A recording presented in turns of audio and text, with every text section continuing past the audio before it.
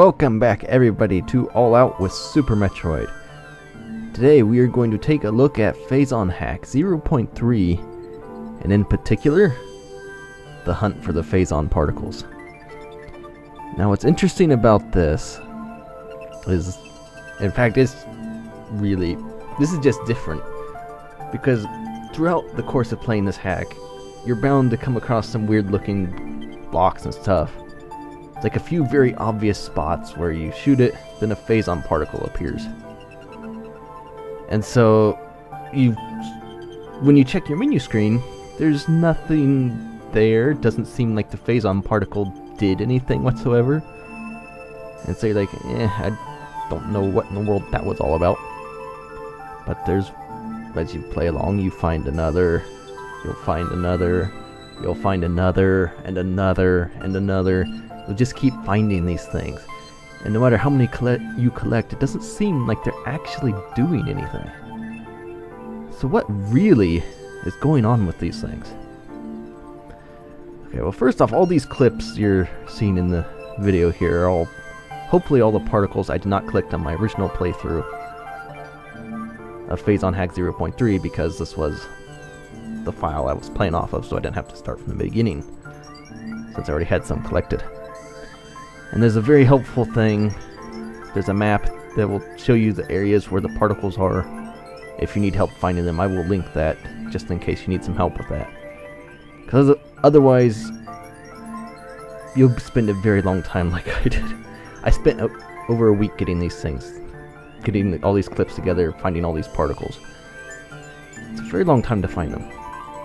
And really, this is something completely different in Super Metroid. Because when you get collectibles, like normally you would find, like, say, a missile, maybe a super missile or power bomb in that situation, where all these Phazon particles are, well, they give you something. Once you collect it, you have more missiles, you have more supers, you have more power bombs. In this instance, you have more Phazon particles that don't seem to do anything. So, what is going on with them? It kind of becomes something you have to find them. You have to find all these things, figure out what they do.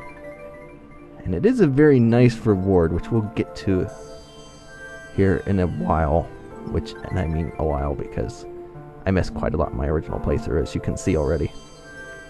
So yeah, it created this whole massive want to hunt these things down. It's something you'd never see in any other Metroid game because this is completely random and, well, not really random, but it's something completely different. I mean, you're collecting things that don't seem to do anything. That just does not fit Metroid. So, you go around, you keep looking through all these things. Now, there is actually help with these things.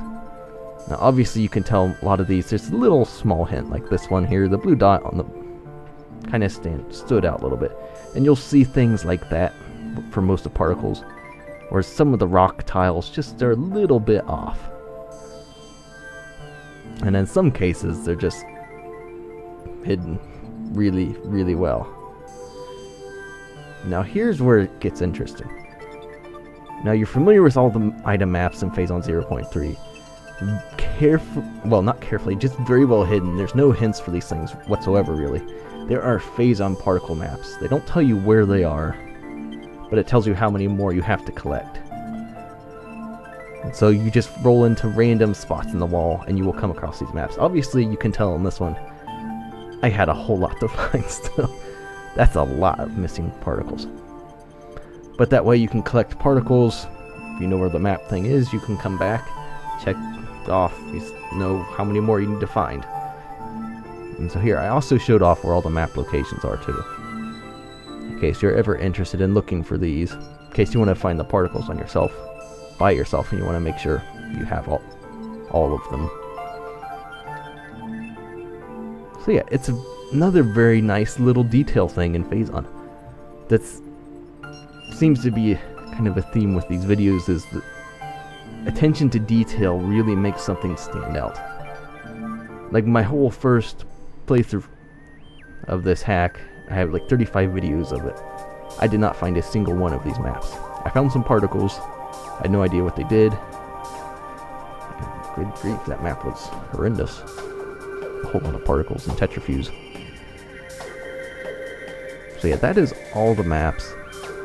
So if you want to find the particles by yourself, you can at least check the maps and figure out how many you have left in that area. Again, they don't tell you where they are, so it leaves the searching for them still up to you, but and you will just find these in all kinds of weird locations. And it creates a secondary exploration mechanic to the game.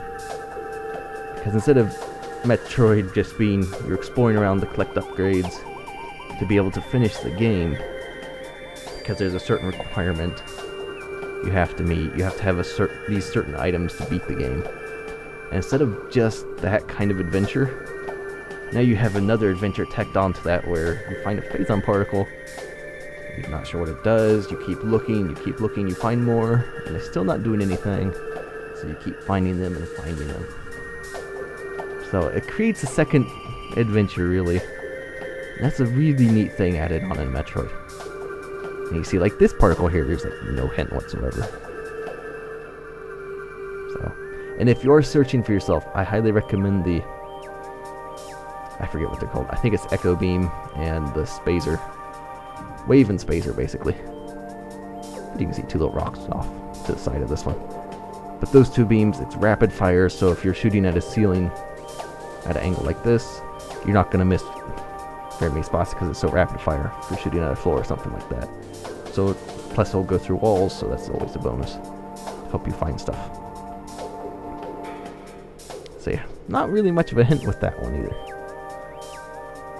But that's why it took me a week to find all these things. And so this whole second adventure encompasses 50 Phazon particles. It's 50 extra items. Which is really, I think that is really, really cool. I'm an exploration kind of guy myself.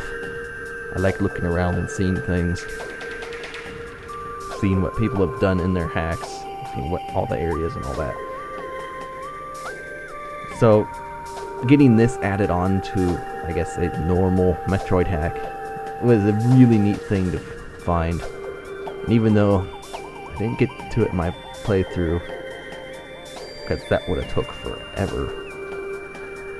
And just going around exploring again, finding all these things, that was really fun. Okay, in this room, I may be wrong, but I believe this is the only room that has 2 particles in it. So, this is what I was doing for a week. Going around, shooting the floor, shooting the ceiling, shooting walls, checking odd-looking blocks, checking not odd-looking blocks, to find these particles, just to put this together. And eventually, I collected the last one, which is up here somewhere. Yeah, the weird looking ceiling spot. So yeah, that is the last particle. Now, to get your reward, which is the Phazon Beam, which is just a replacement for the Hyper Beam, you have to save, reset, and then you have to go find a place with Phazon. So if there's a tile anywhere that looks like Phazon, you touch that, you will get Phazon Beam. I ended up just going to the Phazon mines because I figured there would be Phazon there, and I was correct. Imagine that. So after you don't do anything other than saving and resetting, you just go over, touch Phazon, now I have the Phazon Beam. Now I was still using the palette from the original beam because the game kind of does that, but there it is, Phazon Beam, replaces Hyper, you can't switch it on and off, but it is a very powerful beam. You can have it throughout the regular game. Now there's a few limitations with it. Well, one major limitation. You cannot take it into the final area. with the Metroids. Red Monkey has some BTS blocks that remove the beam. You still technically have it, but it will remove the beam for the final area. Because there's Metroids there, you have to freeze them to advance. Unless you have a bunch of power bombs like I do here, but because they didn't want to force the player to find a million items, kind of let that go. You just have to collect Ice Beam. And so there you have it. That is the hunt for the Phazon Particles. And the reward is the Phazon Beam. That is still probably the greatest hunt in any Metro game. And I am very glad I was able to find it all. We will see you for the next one.